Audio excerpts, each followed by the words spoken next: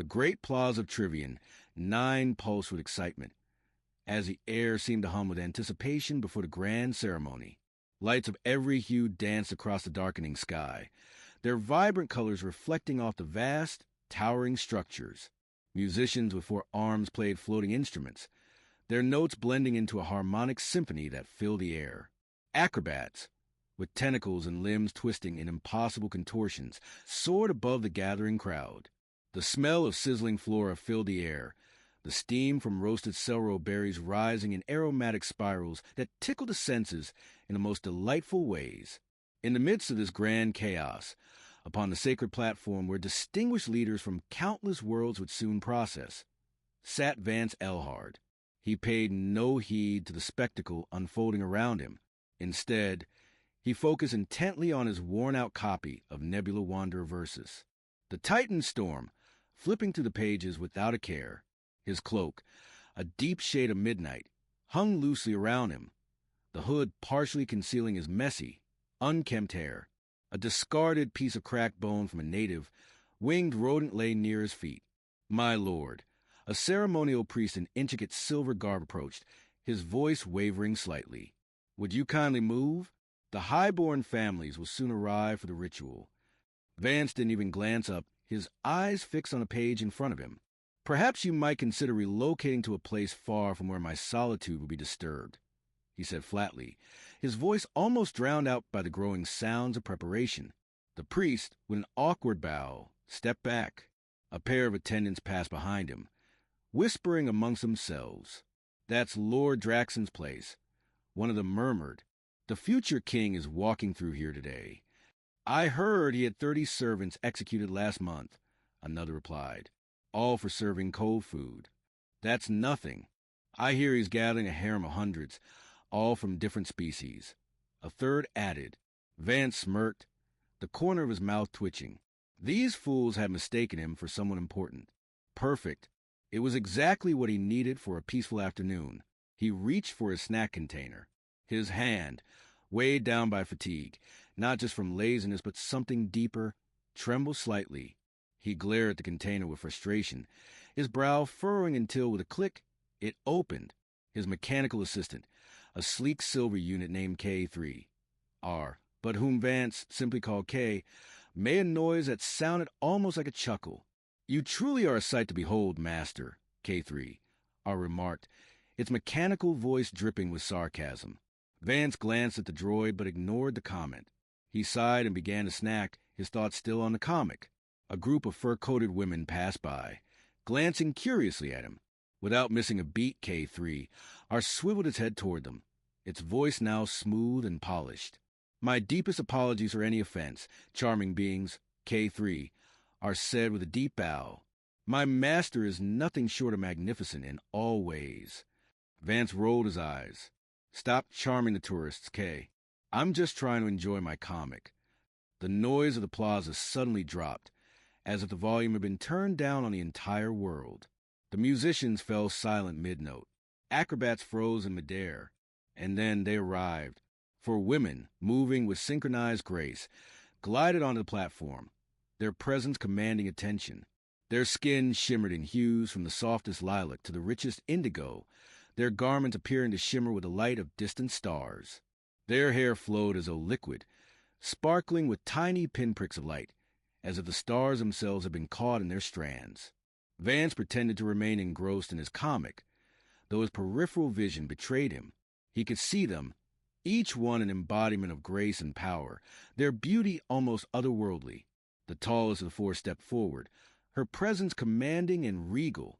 She moved directly toward Vance, completely ignoring the murmurs of the crowd and the whispers of security officers trailing behind her. She stopped a mere 2 paces away, casting her shadow over his comic. It's you, she said, her voice rich, deep and full of something else. You are the one. Vance barely looked up, keeping his tone casual. If you mean the one who ate the last cheese snack in the vendor row, I plead innocent. She didn't smile, but there was a glint in her eye. The one who can complete the ceremony, she said, her voice steady. She stepped closer, her fragrance of exotic blooms surrounding him.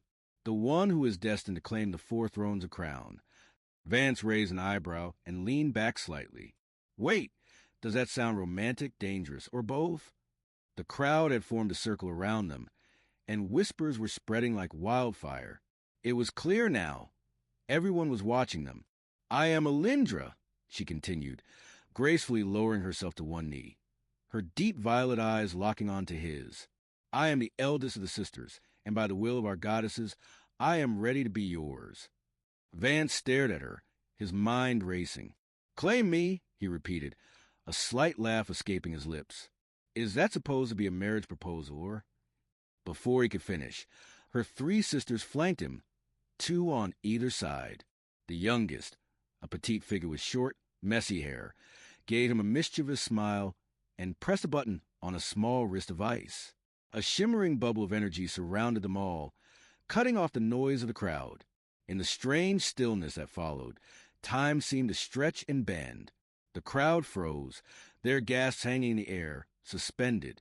Even the conductor of the orchestra was caught in mid-motion. Finally, Vance closed his comic with deliberate care. You realize, he said, lifting his gaze to the 4 sisters, I was just sitting here, minding my own business, reading my comic, and now I'm part of some royal drama. K3, RS voice chimed in. Master, I've seen this sort of thing in the holovids. They're clearly attempting to lure you into some nefarious trap. They want to steal your body for whatever twisted ritual they planned. Alindra's face reddened slightly. That's not. Enough, Kay, Vance interrupted with a sigh. Let's just see where this goes. At that moment, for guards clad in gleaming crystalline armor materialized from the edge of the energy field. Their leader, with his polished helmet reflecting the light, addressed Vance.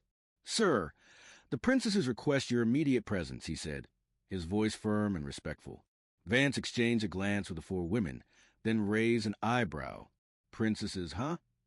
He eyed the violet-skinned women with renewed curiosity.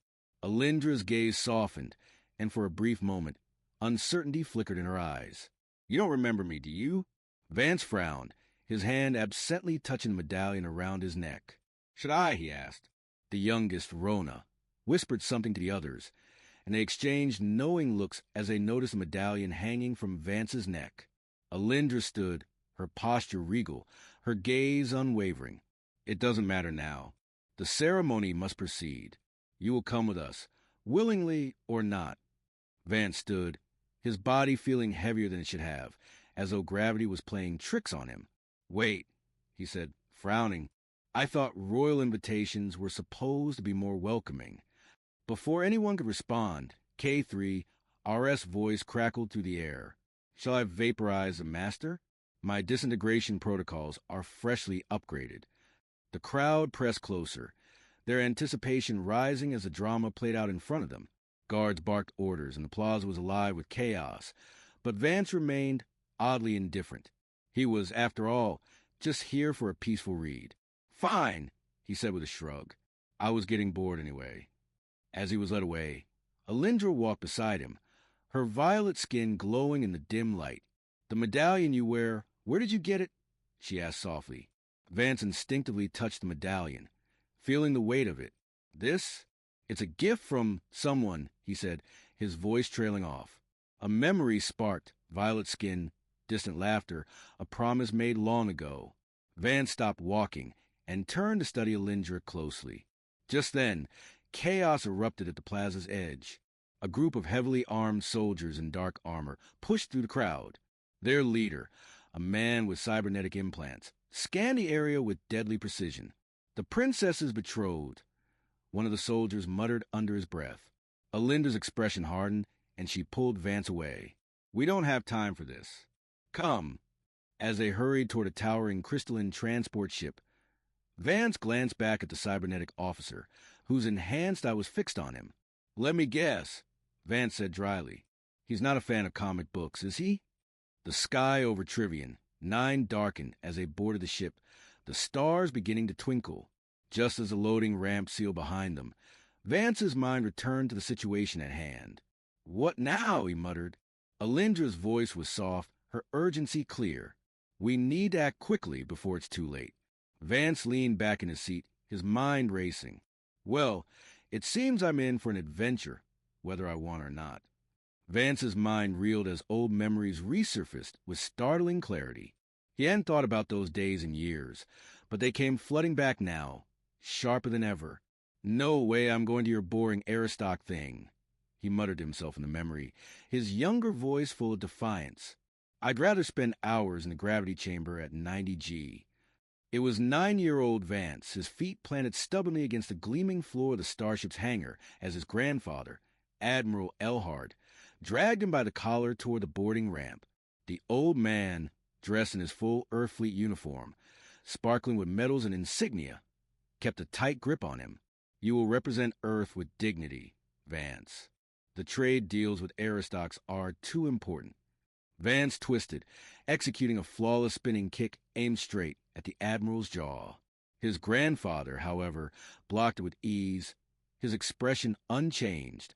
Unruly as always, the Admiral sighed, deflecting several more lightning-fast strikes.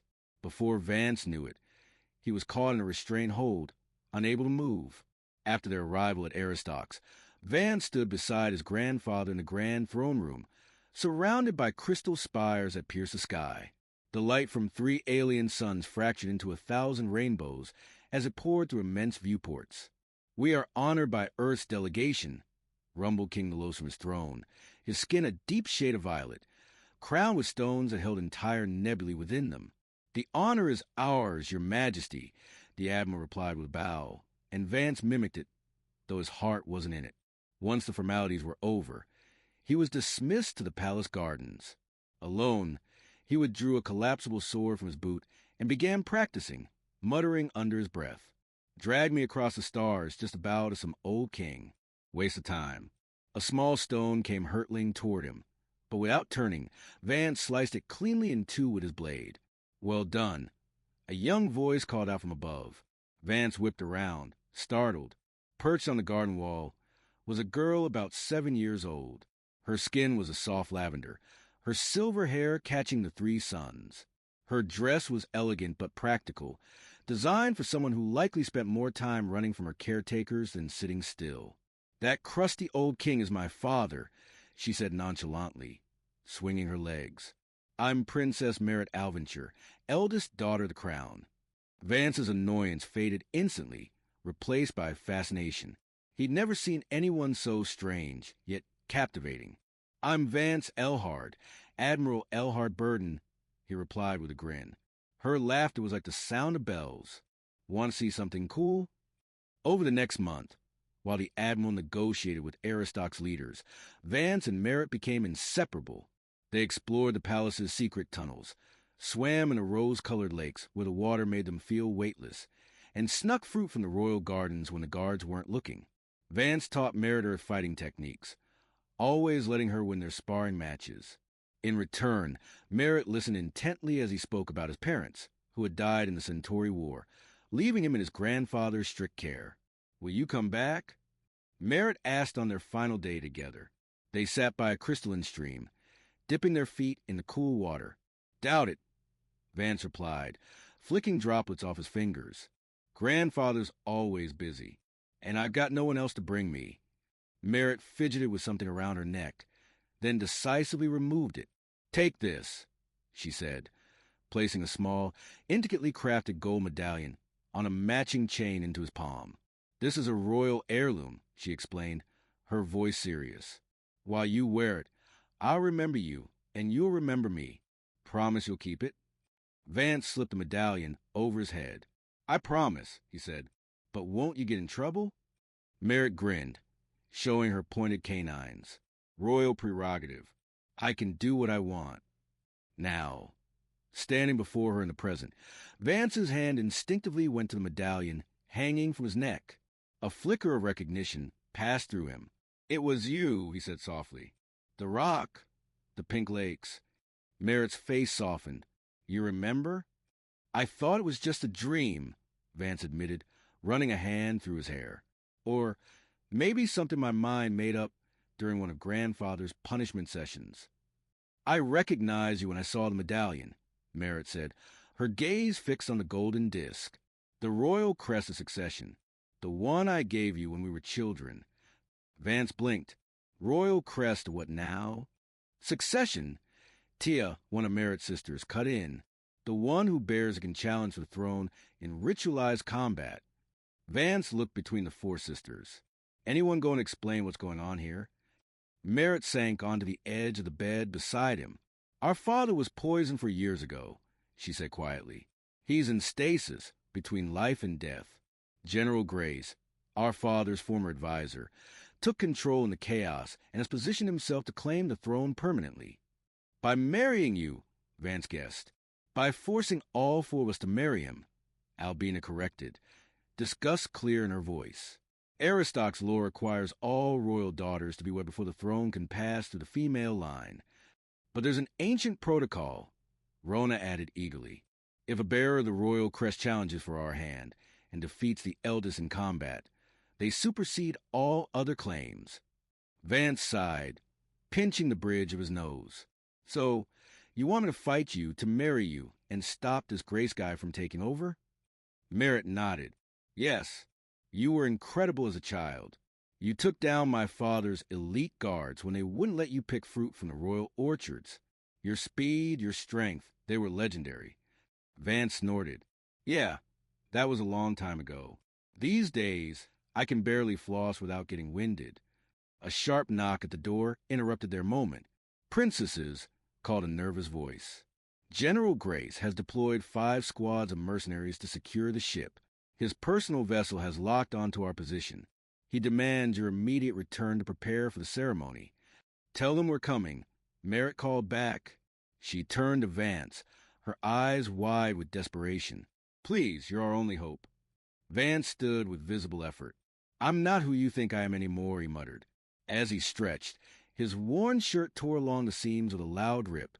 Beneath it, something metallic gleamed, a second skin of intricate mesh. What is that? Tia gasped, stepping closer to inspect the strange armor. Gravitational restraint armor, Albina whispered, recognition dawning. 40 gravity units of constant pressure. Merritt reached out, her hand stopping just short of touching the mesh. You're wearing an internal gravity field all the time? Grandfather's parting gift, Vance said with a grimace. Said I could take it off when I either got married or admitted I was too weak to handle it. Stubborn pride kept it on. That was 15 years ago. 15 years? Rona said, eyes wide. How are you even standing? Not easily, Vance admitted, pressing a concealed switch at his collarbone. With a hiss and a series of mechanical clicks, the mesh loosened, falling to the floor with a heavy clatter. Vance stood straighter, the weight gone, and for the first time in ages, he felt like himself. Merritt's eyes lit up. You've been training in 40 times gravity for 15 years? Vance flexed his fingers, surprised by how light he felt. Apparently, gravity makes a difference. K3, R, who had been unusually quiet until now, piped up from a corner. Master, your magnificent true form emerges. Shall I prepare the celebratory destruction of furniture? Not now, K, Vance muttered, collecting 2 weapons from the unconscious mercenaries. The ship shuddered again, this time with more intensity. Alarm klaxons blared through the corridors. They're attempting to board, Albina announced, reading her wrist display. Mercenary squads are converging on our position. Let's go, Vance said, a calm resolve setting into his voice. We need a plan that's not just running and hoping they miss. We can't outfight Grace's forces here, Tia said, her voice tight. We need to reach Aristox and invoke the ceremonial challenge before he can complete the forced marriage ritual. As mercenaries rounded the corner ahead, weapon sights locking onto their group, Vance moved in a blur. One moment he was behind the princesses. The next he was in front of the mercenaries. In under 3 seconds, he had disarmed 3 of them with fluid strikes, knocking out the remaining soldiers with precise pressure point taps. Impressive, Rona whispered, her eyes wide. Vance flexed his fingers, still amazed at his own abilities. Yeah, well, it's been a long time. Master, shall I record your triumphs for posterity? K3, R asked eagerly. Just watch our backs, K, Vance replied, collecting more weapons. They rushed toward the command deck. where Merritt's loyal crew had barricaded themselves. The battle was just beginning, and Vance was ready for whatever came next. The ship's captain, a towering scaled humanoid with intricate gill ridges, bowed deeply before the princesses. "Your Highnesses, we've managed to evade General Grace's main vessel, but 3 hunter-killers are still on our tail. We can reach Aristox in 20 minutes if we push the engine beyond their safety limits." "Do it," Merritt commanded with authority, her voice unwavering. The captain nodded, his scaled features shimmering under the ship's lights. "As you wish." "The human, he is my chosen champion," Merritt declared, her voice carrying with ceremonial weight. "By ancient law, I invoke the right of ceremonial challenge." The crew collectively gasped, stunned into silence. The captain's scales shifted color, a clear sign of his surprise. "The right hasn't been invoked in 7 generations," Albina murmured to Vance, her voice quiet but tense. "It supersedes all other claims, but requires actual combat before the entire court." Vance looked out of the viewport, his eyes scanning the view as Aristox loomed large ahead. The capital city sprawled beneath him, its crystalline towers catching the fading light of the setting suns. The grand royal temple stood at the city's heart, its shifting, geometric perfection almost defying the laws of physics. "So, this is where little Merritt pushed me into that pink lake," Vance remarked with a dry chuckle. Merritt joined him at the window, a small, amused smile curling on her lips. "You deserved it," she teased. "You said princesses couldn't swim. I just had to prove you wrong." Vance chuckled, his smile fading as he turned to her. "Are you sure about this? I don't want to hurt you." "You won't," Merritt assured him confidently. "But you must make it convincing. Grace will be looking for any excuse to invalidate the challenge." The ship docked at a secondary port, away from the main ceremonial platforms. Loyalists to the princesses escorted them through hidden passageways, moving swiftly through the ancient stone corridors toward the grand ceremonial hall. "The hall will be packed," Teo whispered, her voice low but urgent. "Grace has been planning this day for years. The day he forces us into marriage and seizes total control." They emerged onto an observation balcony overlooking the vast amphitheater below, filled with thousands of spectators from across the galaxy. At the center of the arena was a circular platform inlaid with glowing, pulsating patterns. General Grace stood at the center, his massive figure augmented by cybernetic enhancements that gleamed menacingly beneath the ceremonial armor. The right half of his face had been replaced with metal carapace, housing a glowing red sensor array. He raised his mechanized arms and addressed the crowd with booming authority. "Today marks the beginning of Aristox's greatest era. With the blessing of our traditions, I shall unite with the 4 daughters of the crown and lead our empire into a new age. I invoke the right of ceremonial challenge." Merritt's voice cut through the hall like a blade. Every head turned in shock as she strode onto the platform, her sisters behind her and Vance at her side. The crowd erupted in surprised whispers. Grace's cybernetic eyes zeroed in on Vance with deadly precision. "Who is this human?" he spat, his voice dripping with disdain.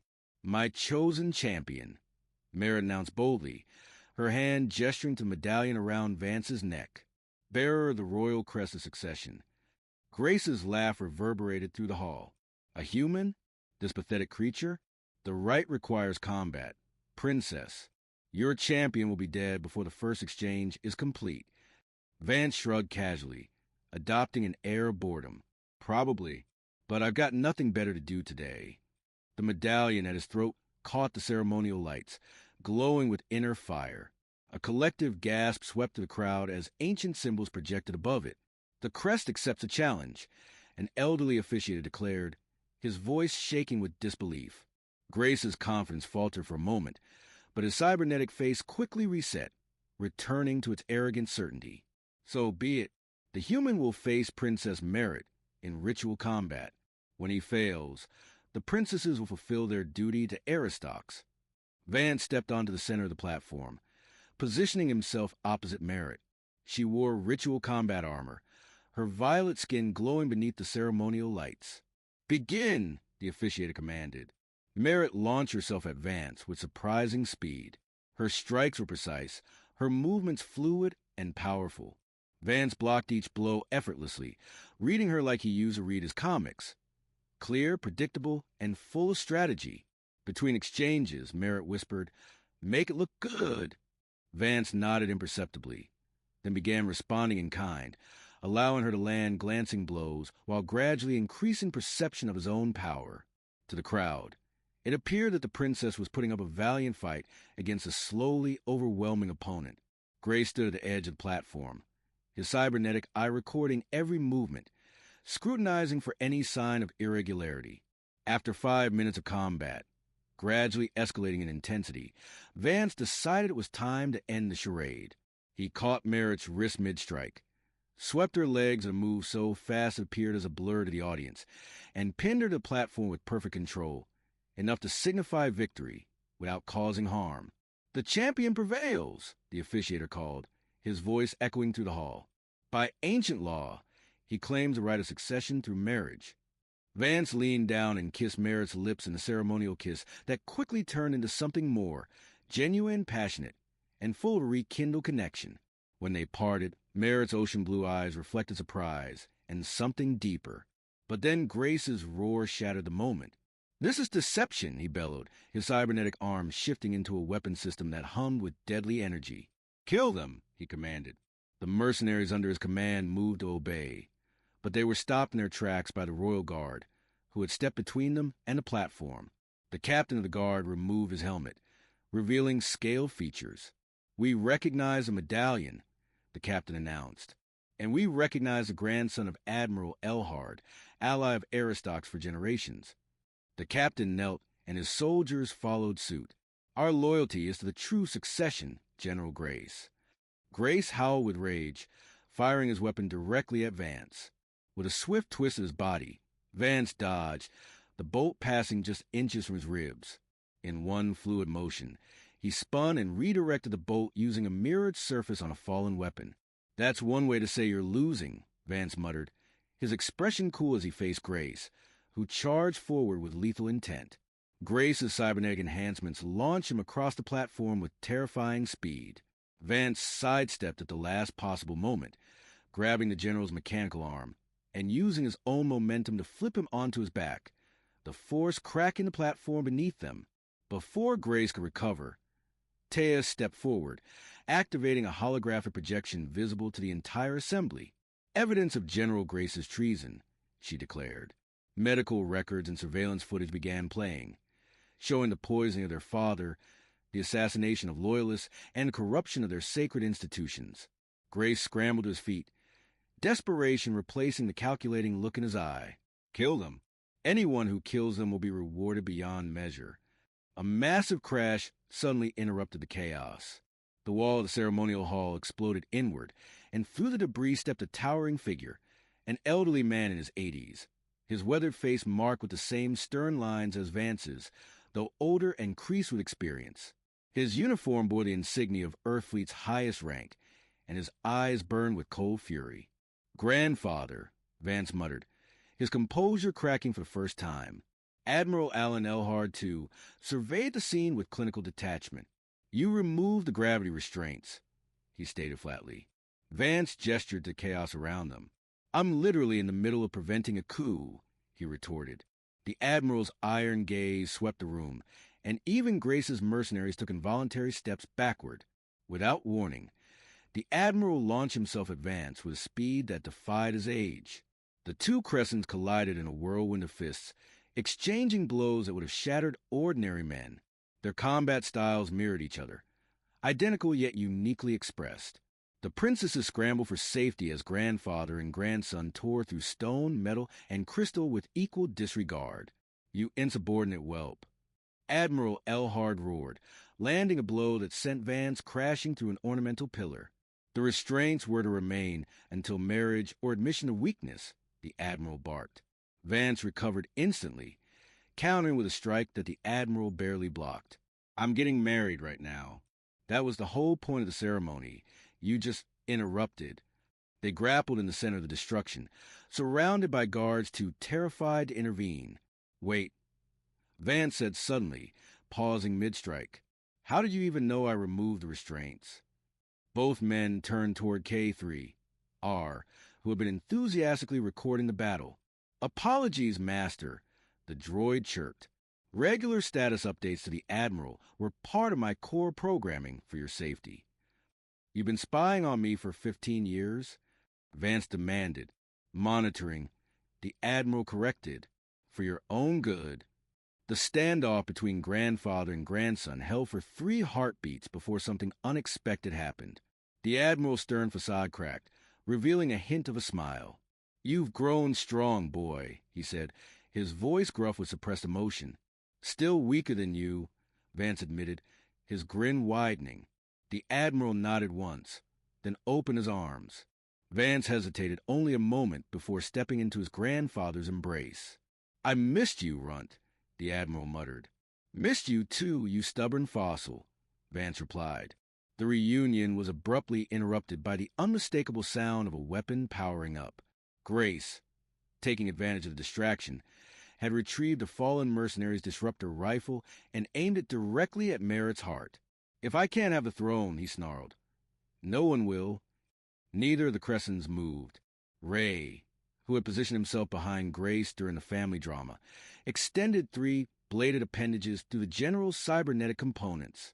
"Threatening my master's mate is suboptimal behavior," the droid informed him pleasantly. Grace collapsed, his body crumpling as Ray's precise movements deactivated his systems. "Now your liver really is available for the black market," the droid added. 3 months later, Aristox celebrated the grandest royal wedding in 7 generations. By ancient tradition, Vance married all 4 princesses in ceremony that united their bloodlines and secured the succession. Earth Fleet representatives stood alongside Aristox nobility as Admiral Elhard formally presented his grandson to the recovering king. Though the monarch remained weakened, advanced Earth medical technology had purged the poison from his system. As he clasped Vance's hand, the old king smiled faintly. "My daughters chose well," he said, his voice thin but determined. "Though I understand you didn't exactly volunteer for the position."